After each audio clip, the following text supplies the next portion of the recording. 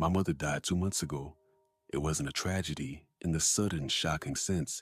It was a long, slow, quiet fading. Cancer. We had years to prepare, but you're never really prepared.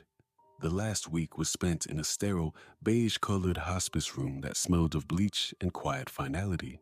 I sat by her bed, holding her thin, papery hand, just watching her breathe. She was at peace with it. That was the strangest, most difficult part. While I was a tangled, screaming knot of grief and anticipatory loss, she was serene. On her last day, when her breathing was shallow and her voice was a dry, rustling whisper, she pulled me close. Her eyes, which had been cloudy and distant, were suddenly crystal clear. "Don't be sad, my love," she whispered, a faint, tired smile on her lips. "I'm not afraid. I've never been afraid. He's always been with me." "Who, Mom?" I asked, my voice thick with tears. "My guardian," she said, her gaze shifting to a point just over my shoulder. "My protector. He was a gift from my own mother when she passed. He's kept me safe my whole life. He's never let any real harm come to me." I didn't know what to say. My mother had always been a little spiritual, in a vague, non-denominational way. I just assumed it was the morphine talking, a final, comforting delusion. I squeezed her hand. "When I go," she continued, her eyes locking back onto mine with a startling intensity, "he will pass to you. He has to. He needs someone to watch over. You will be safe now. Always." "Mom, don't talk like that," I choked out. "You won't believe me at first," she said, ignoring me, her voice gaining a strange final strength. "But you'll know. There will be 10 marks, 10 signs, after I'm gone. When you've seen the 10th, you'll know he's with you, and then you will see him." She recited the marks to me then, her voice a low, rhythmic chant. A coin returned, a silent bell, a path cleared, a saved fall, a warning unheard, a fear answered, a scent of the old earth, a touch of cold fur, a voice not your own, and finally, a gaze returned. She finished, and a deep, peaceful sigh escaped her lips. She closed her eyes, and a few hours later, she was gone. The funeral was a blur. The weeks that followed were a suffocating fog of grief and paperwork. I was just going through the motions, a ghost in my own life. I'd completely forgotten her strange, final words. They were just the ramblings of a dying woman, a final, beautiful, meaningless piece of poetry. Then the first mark appeared. I was at the grocery store, fumbling for my keys in the parking lot, and a quarter slipped through my fingers, clattering onto the dark, wet asphalt. It was late, raining. I looked for a minute, but it was gone, probably rolled under the car. I sighed, wrote it off, and drove home. When I got to my apartment and emptied my pockets onto the dresser, there it was, sitting right in the center of the pile of my keys and wallet, a single, dry, gleaming quarter. I stared at it. It was impossible. My pockets had been empty, but my grieving mind immediately supplied a dozen rational explanations. I must have had another one. I must have picked it up without realizing it. I dismissed it, but a tiny cold seed of unease had been planted. A coin returned. A week later, the second mark. I was walking home from work, taking my usual route past an old, decommissioned church. As I passed its silent stone bell tower, I heard it, a single, clear, resonant bong of a great bell echoing through the quiet afternoon air.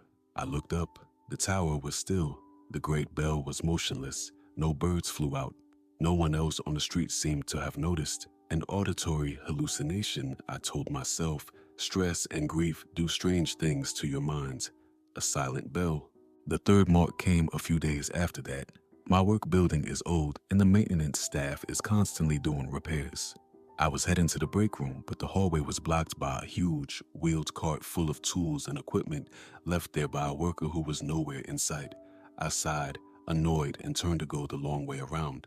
I got to the end of the hall, turned the corner, then realized I'd forgotten my wallet at my desk. I turned back. The hallway was empty. The massive cart was gone. The whole process had taken less than 30 seconds. There was no way anyone could have moved it that fast. It had just vanished. A path cleared. I wasn't just uneasy anymore. I was starting to get scared. These could not be just coincidences. They were too specific, too perfectly aligned with my mother's strange prophecy. I started to feel like I was a character in a story that someone else was writing, and I started to feel like I was being watched. It was a constant, low-grade, prickling sensation on the back of my neck. I'd be in my apartment, and I'd feel a sudden, intense pressure, as if someone had just walked into the room. I'd spin around, my heart pounding, but there was never anyone there. I started seeing things too, flickers of movement at the very edge of my vision, a shadow in a doorway that was a little too tall, a little too dark. When I turned to look, it would be gone. Mark number 4 happened a week later. I was clumsy with grief, not paying attention. I was walking down the stairs to my apartment's lobby. I missed a step and I pitched forward. I remember the sickening, weightless lurch, the flash of the hard tile floor rushing up to meet me. I braced for the impact, for the crack of the bone, but it never came. I just stopped, a foot from the ground, suspended in midair for a split second, as if an invisible, powerful hand had caught me by the chest. Then I was set down, gently, on my feet.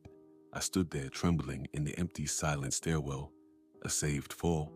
The 5th and 6th marks came in quick succession, like a 1-2 punch from this invisible force that was now ordering my life. I was about to get on an elevator at a shopping mall when I felt a sudden, inexplicable wave of pure dread, a silent, internal scream telling me, "Do not get in." I hesitated and let the doors close without me. A moment later, the lights on the floor indicator went dark and a loud grinding screech echoed down the elevator shaft, followed by the distant sound of the alarm bell ringing, a warning unheard. That same evening, I was walking home through the park. A large, barking dog, off its leash, came bounding towards me, its teeth bared. I froze, a jolt of pure primal fear shooting through me. The dog was a foot away, ready to leap when it suddenly stopped. It let out a high-pitched, terrified yelp, tucked its tail between its legs, and fled as if it had seen something standing right behind me. A fear answered. I was 6 marks in, and my life was no longer my own. I was being guided, protected, manipulated by an unseen, unknowable force. The feeling of being watched was a certainty now. I began to see it more clearly, though never directly. In the reflection of my dark TV screen, I see a shape standing in the room behind me. It was tall, stooped like an old man, with arms that were too long, their hands almost touching the floor. In the reflection of a shop window as I walked by, I'd see it, a dark, hulking shape, following a few paces behind me, always keeping to the shadows. The 7th and 8th marks brought it closer, from a visual presence to a physical one. I started to notice a strange smell in my apartment, a smell that would come and go without reason. It was a heavy, musky animal scent, the smell of damp, rich earth and something else, something like wet fur, a scent of the old earth. One night, I was lying in bed, the lights on, my nerves a raw, jangled mess. I was drifting in that gray space before sleep when I felt something brush against my outstretched hand. It was a coarse, bristly feeling, like touching a thick, wiry animal pelt. I snatched my hand back with a choked cry, my heart exploding in my chest. I was alone in the room. There was nothing there, a touch of cold fur. I was 9 marks in. The terror was a constant companion now. I knew the 10th mark was coming, and I knew that it would come the final, terrible reveal.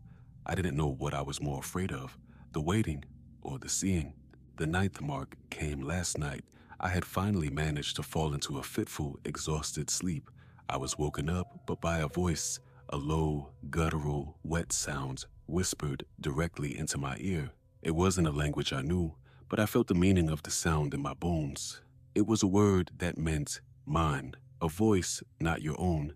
I spent the rest of the night huddled in a corner of my living room, clutching a baseball bat, watching the shadows, waiting for the dawn.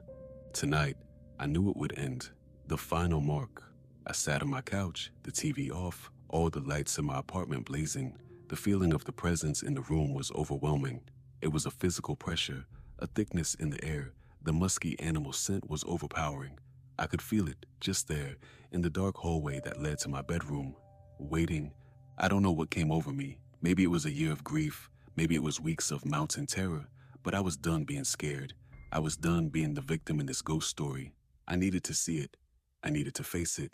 "Okay," I said, my voice a shaking, defiant whisper to the empty air. "I know you're here. Show yourself." The air in the hallway seemed to shimmer, to darken. A shape began to resolve itself out of the gloom. At first, it was the familiar, stooped silhouette of an old man.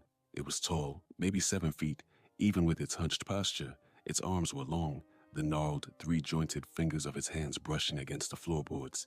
Its body was covered in a thick, matted, greasy black fur, and then it lifted its head, and I saw its face. It wasn't a man's face, it was the long, narrow, bearded head of a goat. Its horns were thick and curved, spiraling back from its narrow skull.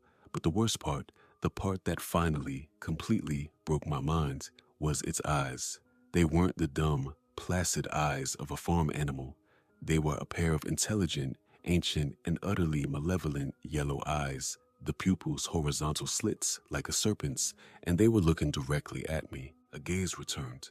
The 10th mark, the final sign. My mother's guardian angel. I didn't scream. The sound was trapped in my throat, a solid, immovable ball of pure terror. We just stared at each other for an eternity across the 20 feet of my brightly lit living room, and in its ancient yellow eyes, I saw it. The same serene, peaceful, knowing look my mother had on her face when she died. It is my protector, my guardian. It has been with me, a silent, unseen shadow for the past 2 months. It cleared the path for me. It saved me from the fall. It frightened away the dog. And now that I have seen it, it no longer feels the need to hide. I am writing this now from my desk. The sun has come up, but it has brought no comfort because it's still here. It's standing in the corner of my room by the door. Its stooped, hairy form, a black hole in the morning light. It hasn't moved. It just watches. My mother's final words echo in my head. I've never been afraid. He's always been with me. What do I do? How do you escape a guardian angel? How do you run from a protector that will never, ever let any harm come to you, but whose very presence is a fate worse than death?